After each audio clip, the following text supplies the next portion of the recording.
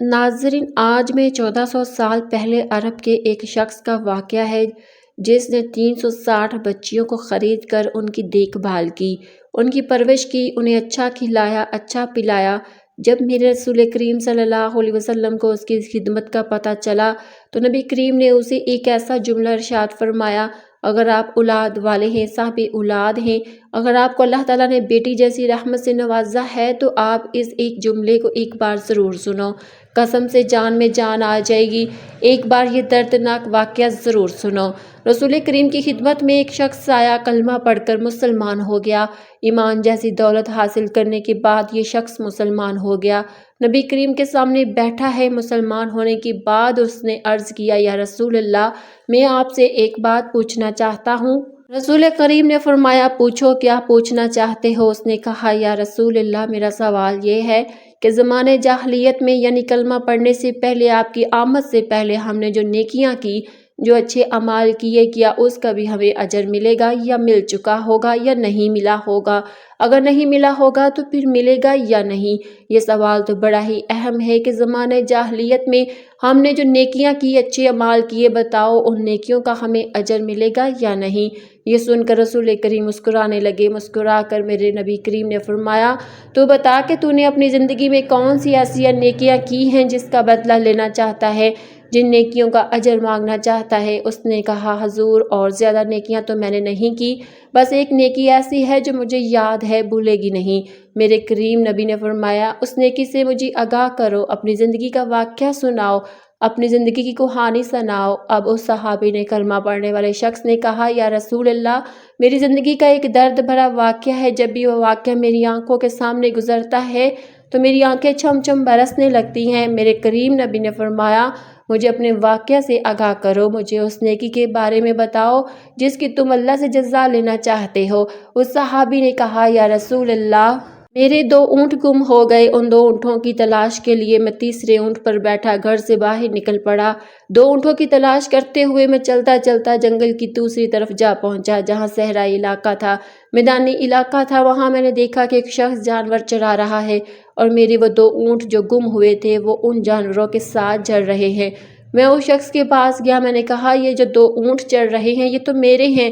اس نے کہا: بھائی، یہ تو چرتے چرتے میرے جانوروں کے ساتھ مل گئے، اگر تمہارے اونٹ ہیں تو لے جاؤ۔ تھوڑی دیر کے لیے میں وہاں رکا تو اس شخص نے مجھے پانی پلایا، ساتھ میں 2-4 کھجوریں کھلائی۔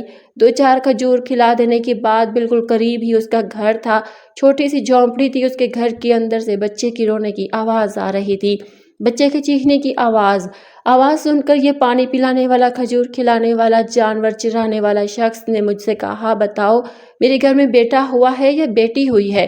بتاؤ، میرے گھر میں بیٹا پیدا ہوا ہے یا بیٹی؟ تو میں نے کہا: بھائی، اگر بیٹا پیدا ہوا ہے تو کیا کرو گے؟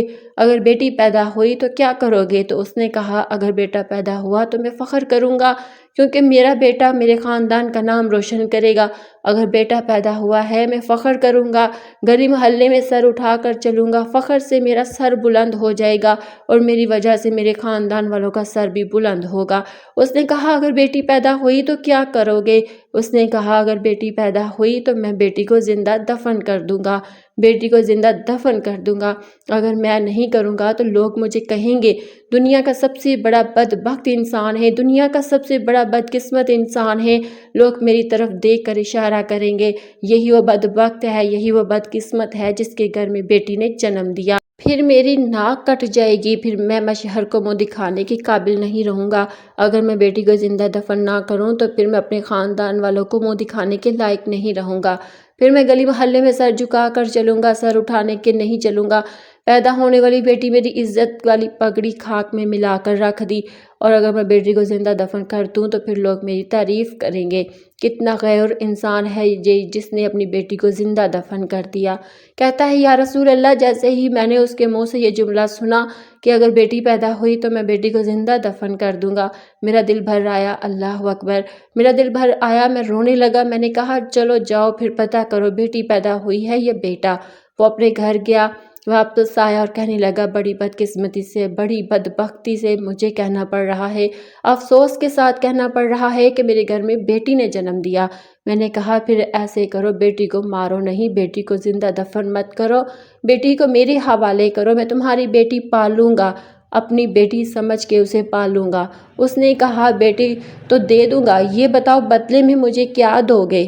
میں نے کہا میں تمہیں 1 اونٹ دوں گا۔ کہا نہیں 1 اونٹ نہیں لوں گا اس کے بدلے میں نے کہا 2 اونٹ دوں گا۔ کہا جس اونٹ پر سوار ہو کر آئے ہو وہ بھی اگر ساتھ دو، 3 اونٹ دے دو تو میں اپنی بیٹی تمہیں دے دوں گا۔ یا رسول اللہ، اس کی بیٹی پر مجھے رونا آ رہا تھا، میرا دل بھر آیا تھا، میرا کلیجہ منہ کو آ گیا تھا۔ اگر میں اس کی بیٹی نہیں خریدوں گا تو یہ بیٹی کو زندہ دفن کر دے گا، اگر اس نے بیٹی کو زندہ دفن کر دیا تو کہیں قیامت قائم نہ ہو جائے، کہیں قیامت کی جد میں بھی نہ آ جاؤں۔ اللہ اکبر۔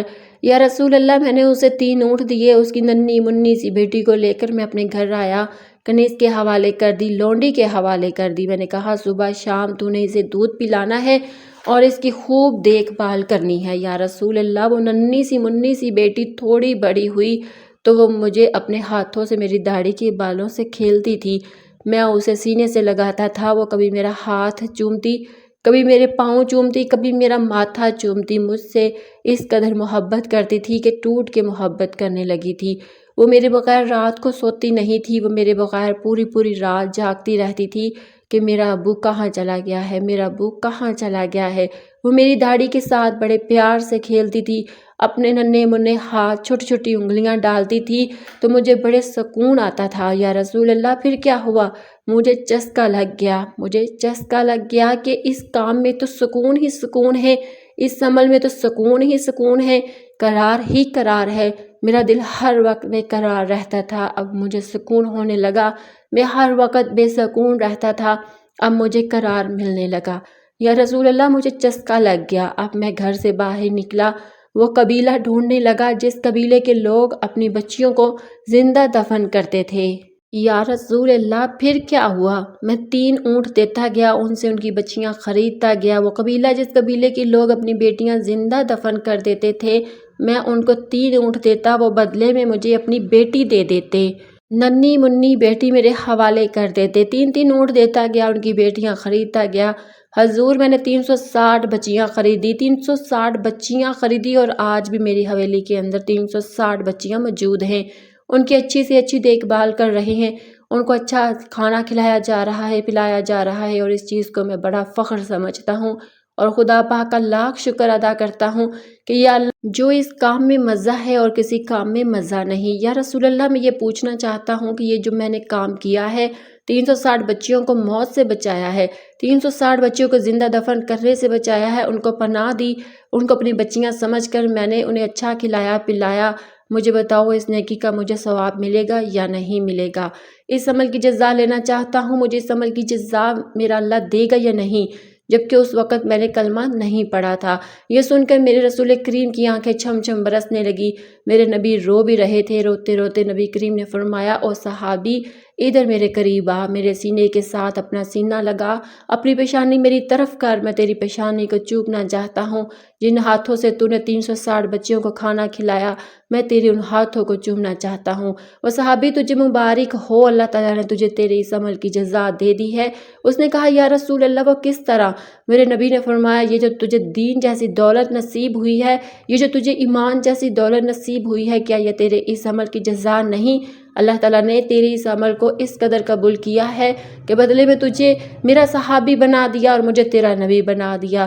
بدلے میں تجھے اللہ تعالیٰ نے اتنا بڑا ایمان جیسی دولت نصیب کی، اتنے بڑے دین جیسی دولت نصیب کی۔ مبارک ہو، اللہ تعالیٰ نے تیری وہ نیکیاں قبول کر لی۔ رسول کریم کی آمد سے پہلے کچھ لوگ تھے، کچھ قبائل تھے جو اپنی بیٹیوں کو زندہ دفن کر دیتے تھے، اور کچھ قبائل تھے جو اپنی بیٹیوں کے ساتھ گناہ بھی کرتے تھے۔ کچھ قبائل ایسے تھے جن عورتوں کے شوہر مر جاتے تھے تو ان عورتوں کو بھی زندہ آگ میں جلا دیا جاتا تھا کہ یہ وہ بدقسمت عورت ہے، یہ وہ بدبخت عورت ہے کہ جس کے جیتے جی اس کی نحوست کی وجہ سے اس کا شوہر مر گیا۔ کچھ لوگ اپنی بہنوں کے ساتھ اس طرح کا سلوک کرتے تھے جس طرح بیوی کے ساتھ سلوک کیا جاتا ہے۔ لوگ بہنوں کو بیویاں سمجھتے تھے، ماؤں کو لونڈیاں سمجھتے تھے، ماؤں کو نوکرانی سمجھتے تھے۔ بیٹی بخار میں تڑپ تڑپ کر مر جاتی تھی، انہیں کسی قسم کی کوئی فکر نہیں ہوتی تھی۔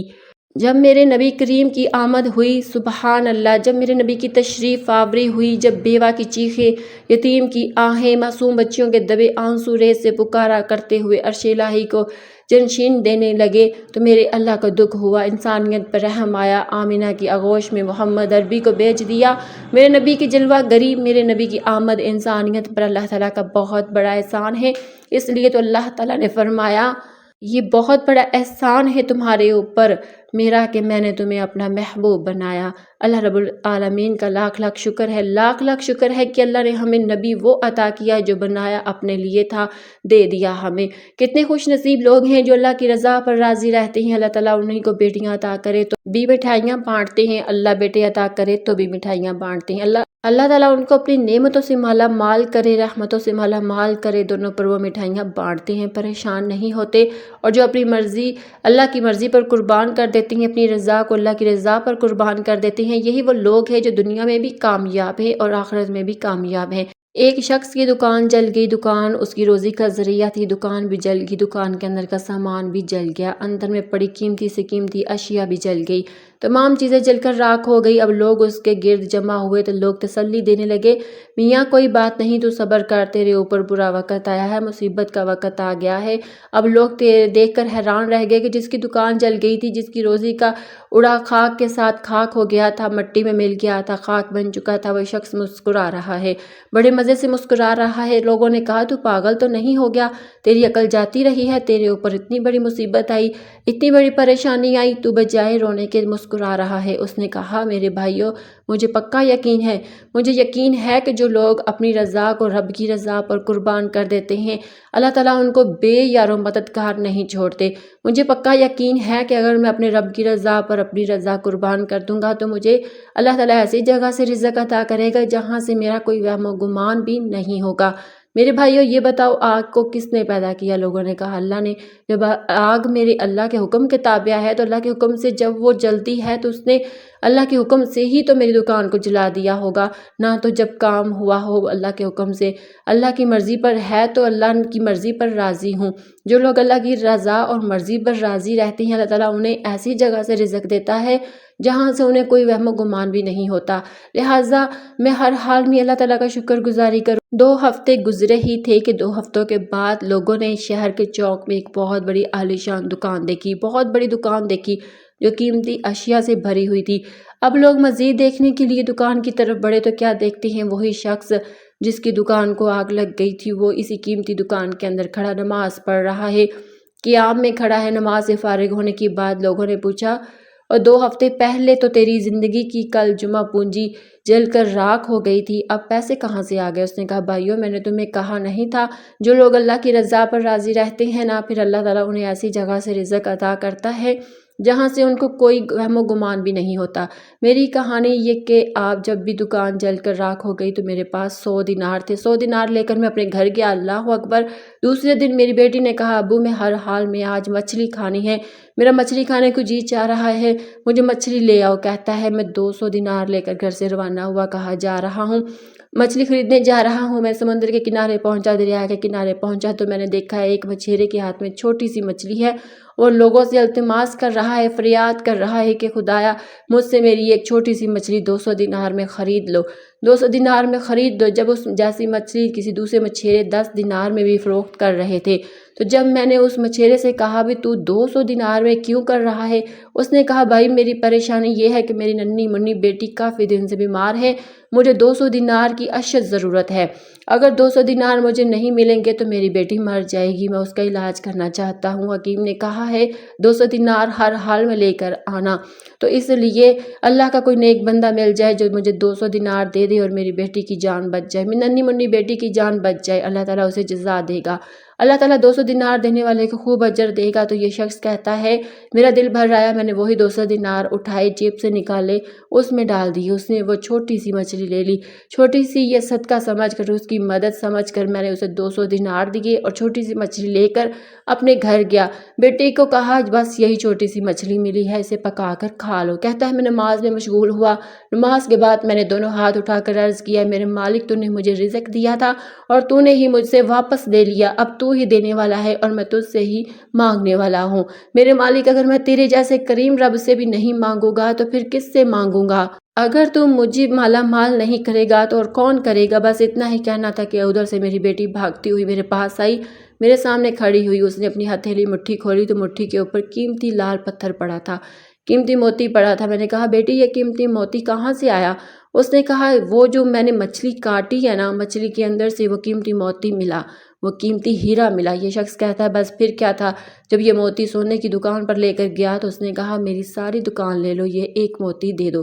کہا میں گدھا تھا، جب اللہ تعالیٰ کی رحمت برستی ہے نا، جب اوپر سے رزق کی بارش برستی ہے تو اللہ تعالیٰ نے ایک پل کے اندر اندر مجھے گدھا کو بادشاہ بنا دیا۔ کہتا ہے کہ میں گدھا تھا، ایک ہی رات کے اندر اندر، ایک ہی پل کے اندر اللہ تعالیٰ نے مجھے بادشاہ بنا دیا۔ وہ کیوں بنایا؟ اس لیے کہ جو لوگ اللہ کی رضا پر راضی رہتے ہیں، اللہ تعالیٰ انہیں ایسی جگہ سے رزق عطا کرتا ہے جہاں سے ان کو کوئی وہم و گمان بھی نہیں ہوتا۔